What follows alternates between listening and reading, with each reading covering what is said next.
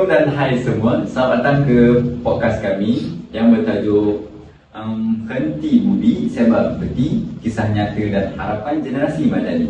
Okey, saya Abdul Rahman bin Muhammad Mustafa, host anda pada hari ini, dan bersama-sama saya terdapat dua orang sahabat yang sangat memahami tentang topik apa yang kita nak bahaskan pada hari ini. Silakan Syamil dan Irfan. Hai, saya Syamil Arifin. Kita akan banyak berbicara pada hari ini. Memang topik kita ni sangatlah panjang ya, tapi insya-Allah sangat berbaloi dan memberikan manfaat kepada mereka yang mendengar podcast kita pada hari ini. Apa yang kita nak bincangkan ni bukan sekadar teori, tapi realiti yang berlaku pada hari ini. Isu budi. Seperti contohnya isu Ken Zara Karina ya. Betul. Saya harap pendengar yang mendengar podcast kami ini memberikan tumpuan dan peka terhadap isu yang kita nak bincangkan lah. Betul. Assalamualaikum semua, dan saya Muhammad Irfan Hakim atau saya daripada Facebook Irfan. Saya merupakan seorang masa yang pernah dibuli suatu ketika dahulu, dan saya dengar banyak berita tentang buli yang viral baru-baru ini juga. Saya tergerak hati untuk berkongsi tentang pengalaman saya yang saya alami sendiri suatu ketika dahulu. Bila kita kaitkan topik buli, ini bukan sahaja sekadar tajuk tugasan sekolah ataupun tugasan.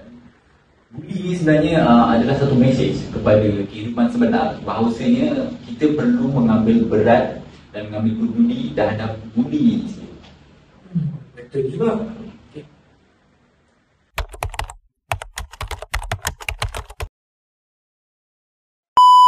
Terlebih dahulu, mari kita bincang apa itu definisi buli. Apa itu buli sebenarnya? Ya juga. Okey, secara asasnya buli ni adalah tindakan menyakiti orang lain secara sengaja ataupun secara berulang-ulang kali perbuatan mereka.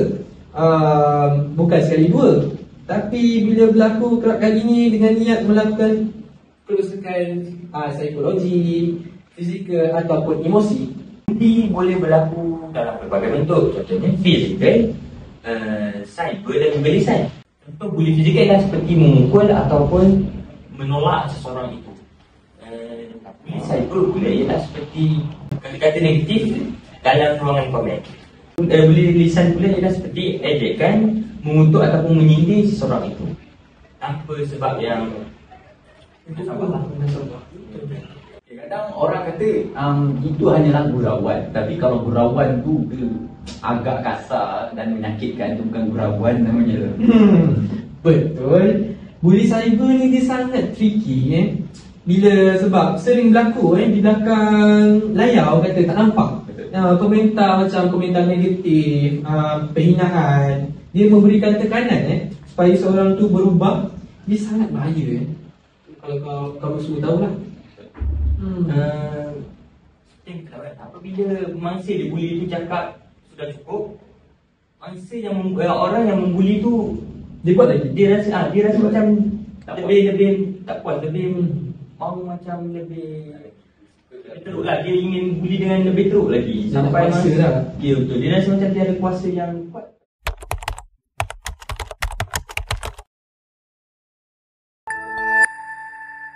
Pengarah Jabatan Siasatan Jenayah, Dato' M. Kumar pada sidang media khas memaklumkan hasil siasatan polis setakat ini.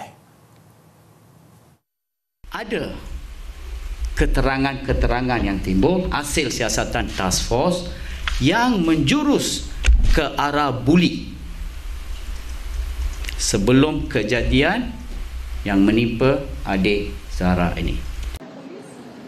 Datuk Kumar berkata laporan berdasarkan mengesahkan mangsa meninggal dunia akibat kecederaan otak teruk, berikutan kekurangan oksigen dan aliran darah ke otak, sama seperti diagnosis awal kematiannya sebelum ini. Setakat ini, 82 saksi diambil keterangan dengan sebahagian daripada mereka dipanggil semula untuk memberi keterangan lanjut. Okay, sekarang kita masuk ke topik ataupun kes yang baru saja diperkatakan di khalayak ramai, iaitu kes Zara Khairina. Seperti isu yang baru-baru ini, arwah adik Zara Khairina binti Mahdi adalah seorang pelajar tingkatan 1 di sekolah agama di Sabah. Pada 16 Julai 2025, dia dijumpai tidak sedarkan diri berhampiran dengan asrama dia. Dipercayai terjatuh di tingkat daripada tingkat 3. Walaupun punca sebenar kematian adik Zara ni disahkan belum muktamad lagi, spekulasi wujud bahawa ada unsur buli dan ramai orang memberikan perhatian kerana ia melibatkan pelajar muda. Dan dia ni seorang pelajar yang amanah di sekolah. Seperti dalam laporan yang kita semua baca hari itu, benda siasat yang dilakukan oleh pihak forensik menunjukkan bahawa kecederaan dalaman seperti patah tulang dan juga kecederaan pada bahagian otak akibat kekurangan oksigen. Ketika macam pengemudian dilakukan, ibu pada mangsa mendapati bahawa terdapat banyak kesan lebam pada badan mangsa, dan pihak keluarga mangsa juga meminta supaya arwah adik Zara Karina itu disiasat oleh pihak forensik secara menyeluruh.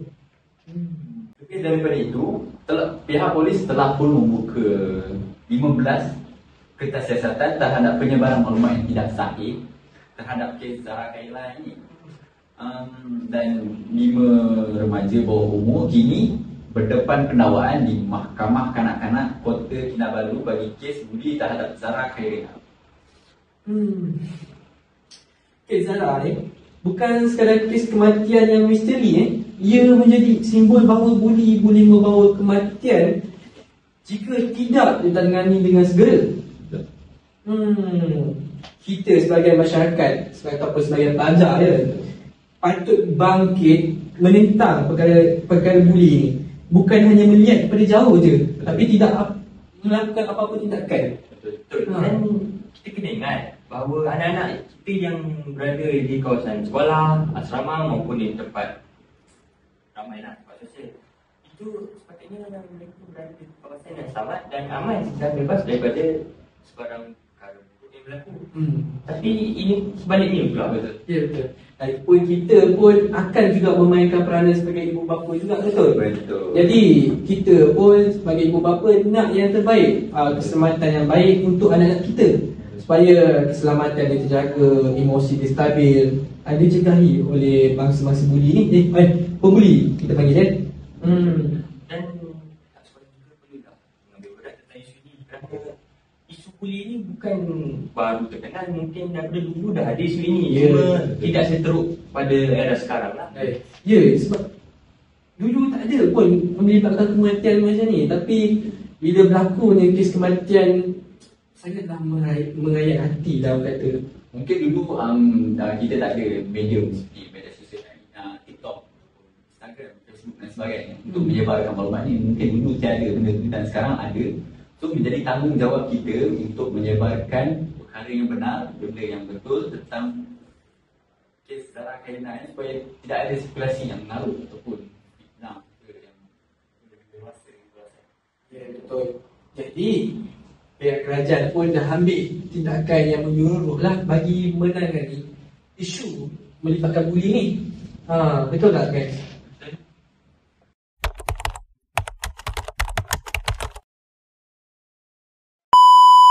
Seterusnya kita kembali ke topik utama, iaitu punca buli dalam kalangan pelajar. Kenapa ia berlaku? Mungkin antara faktor utama ialah pengaruh rakan sebaya lah.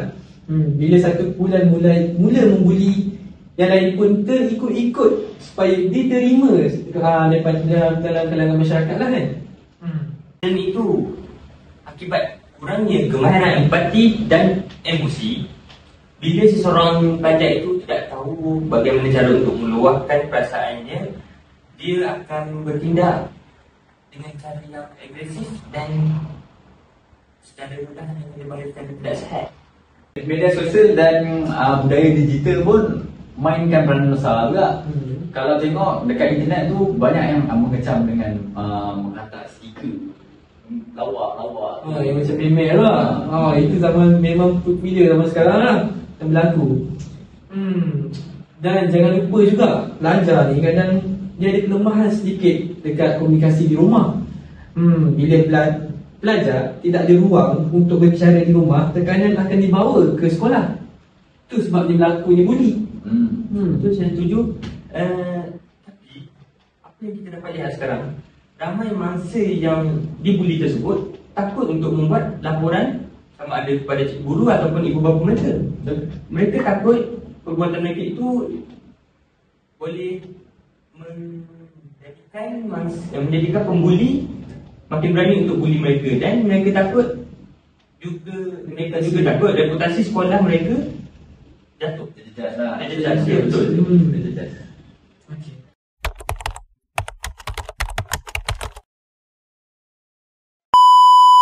Okay, sekarang kita bincang pula pasal akibat sebenar buli. Impak dia walaupun kecil tapi bagi kesan yang agak panjang lah terhadap seorang individu tu. Betul tu. Daripada pengalaman saya, ketika saya dibuli tu, keyakinan diri saya rasa semakin hilang dan semakin mudah. Dan saya juga semakin takut untuk keluar rumah. Lebih takut untuk bersosial, saya juga memilih untuk terperap di dalam bilik berseorangan. Kiranya murung lah ni. Ya, dia lebih daripada kemurungan lah. Sebab kita takut untuk keluar bersosial kan. Kadang-kadang saya pun rasa macam takut nak ke sekolah, dan itu boleh menjadikan reputasi pembelajaran saya kerana banyak topik-topik pembelajaran dan ilmu yang saya dah terlepas. Betul tu.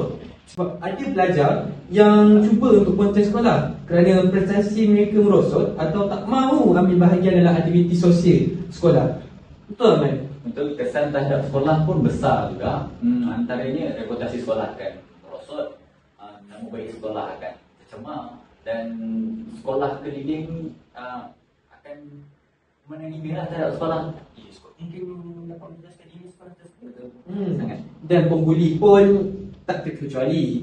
Kalau tidak dibetulkan, mereka mungkin terbawa sikap kasar ke, orang kata, alam dewasa. Sampai masuk ke alam pekerjaan pun masih membawa sifat yang sama. Siapa nak terima masyarakat Malaysia ni? Betul? Betul. Saya setuju dengan anda. Tapi buli juga boleh menjejaskan keharmonian kekeluargaan. Mungkin dalam keluarga kita akan menjadi stres, dan bila kita stres, pergaulan kita dengan keluarga juga akan terbatas. Rasa bersalah dalam diri kita serta tekanan emosi kita boleh menjejaskan ketenteraman kekeluargaan kita. Sebab itulah dia sebarkan kepada pelajar sekolah.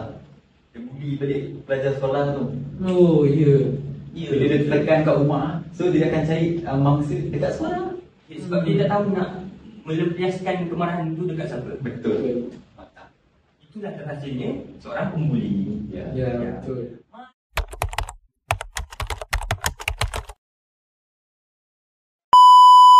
Sekarang kita masuk ke bahagian yang paling penting, iaitu cara untuk menangani ataupun nak cegah buli ni daripada terus berleluasa. Pertamanya, sistem sokongan sekolah ni sangatlah penting dan memain peranan yang banyak sebenarnya terhadap murid.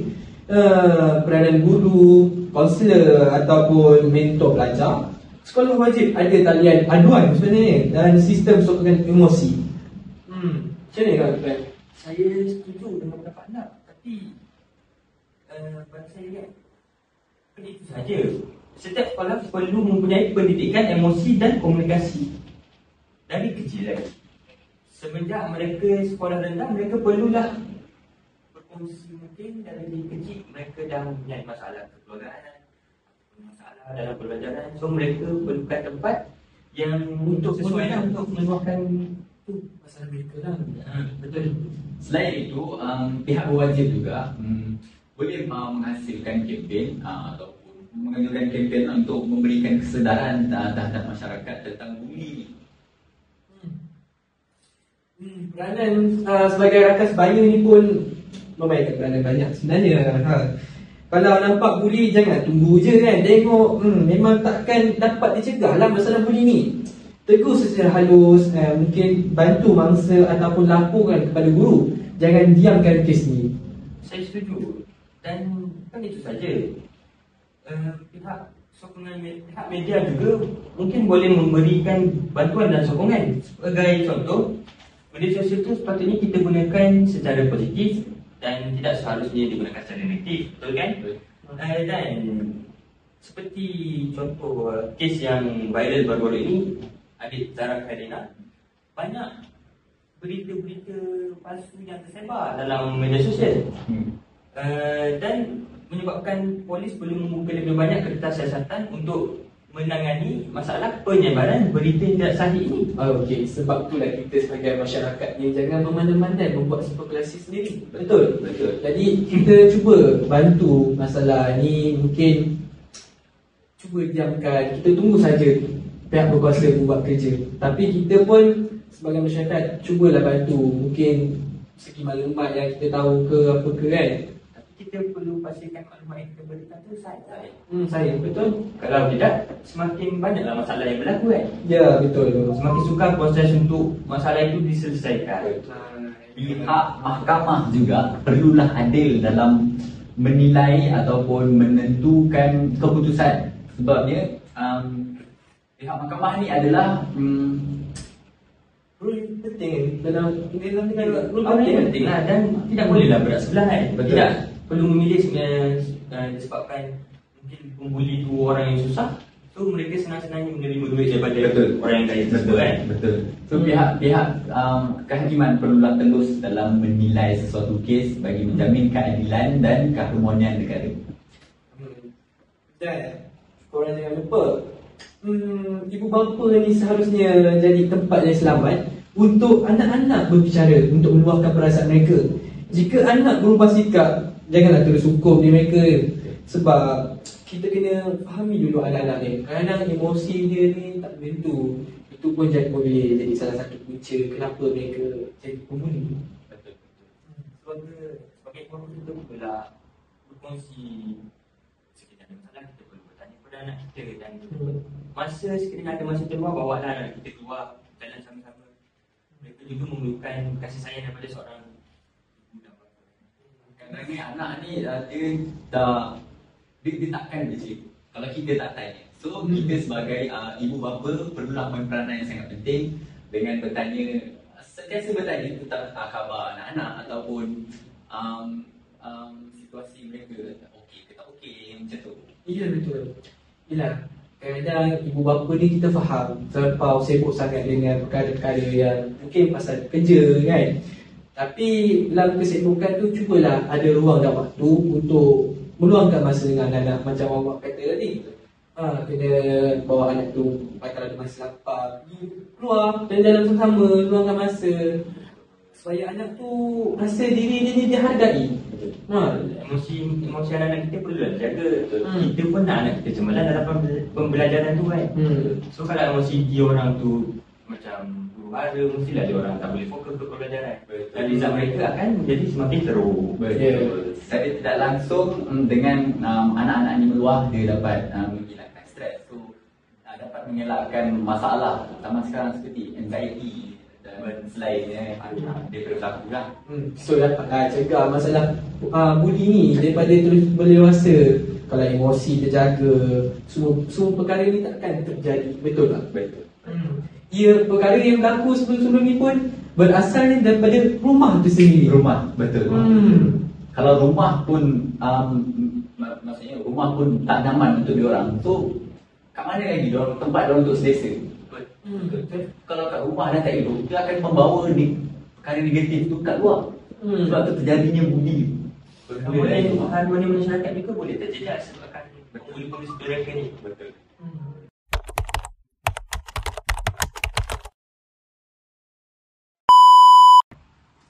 Baiklah, masa pun sudah mencemburui kita. Banyak perkara yang kita telah bahaskan. Antara ini tadi pertama sekali definisi bully itu sendiri, kes Zara Khalina, punca, kesan, hingga strategi penyelesaian. Betul. Dan saya berharap kisah nyata seperti arwah adik Zara ini dapat membangkitkan ataupun meningkatkan kesedaran dalam kalangan masyarakat kita. Mungkin ramai yang menganggap bahawa bully itu perkara yang remeh, tetapi mereka tidak tahu bahawa bully itu boleh merangkut nyawa orang yang kita sayang. Mungkin sebab tidak terkena dekat batang hidup mereka sendiri, mereka boleh bercakap sedemikian. Apabila dia kena baru mereka tahu padahal dia. Dari kisah Al-Wali Zara ni pula menguatkan keyakinan diri kita bahawa masyarakat boleh bangkit menuntut keadilan dan kebenaran. Betul? Betul.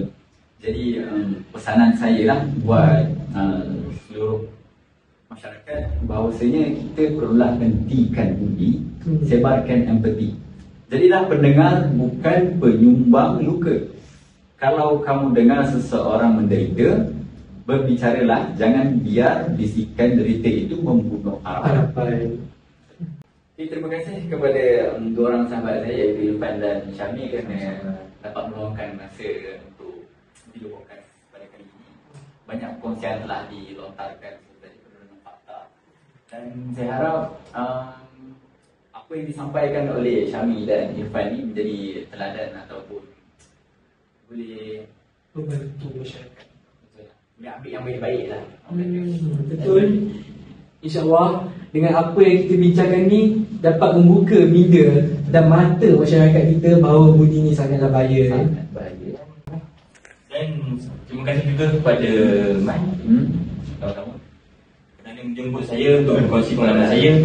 Saya rasa pengalaman saya ni sedikit sebanyak boleh menjadi sebagai titik permulaan sesuatu perubahan berlaku. Itu sahaja daripada kami. Okey, sekian. Terima kasih. 4 remaja yang disyaki terbabit dalam 2 kes buli berasingan di Sungai Petani Kedah bulan lalu dihadapkan ke mahkamah pagi tadi. Pendakwaan kedua-dua kes dilakukan di Mahkamah Magistrate Sungai Petani. Ketua Polis Daerah Kuala Muda, Assistant Commissioner Hanyan Ramlan berkata, satu kes buli itu didakwa mengikut Seksyen 323 dan Seksyen 342 Kanun Keseksaan. Dalam kes pertama 14 Julai lalu, seorang pelajar perempuan tingkatan 1 dipercayai menjadi mangsa buli akibat cemburu oleh 2 rakan sekolahnya. Mangsa ditemui ibunya di dalam tandas sekolah dengan tangan dan kaki diikat menggunakan tali leher serta mulut ditutup sapu tangan. Sementara itu, pendakwaan kes kedua mengikut Seksyen 323 Kanun Keseksaan. Dalam insiden 21 Julai lalu, 2 remaja lelaki tingkatan 3 disyaki menumbuk rakannya yang juga pelajar lelaki tingkatan 3 di sebuah sekolah menengah. Kejadian disedari bapa mangsa selepas dihubungi guru anaknya yang meminta mengambil pelajar berkenaan dari sekolah.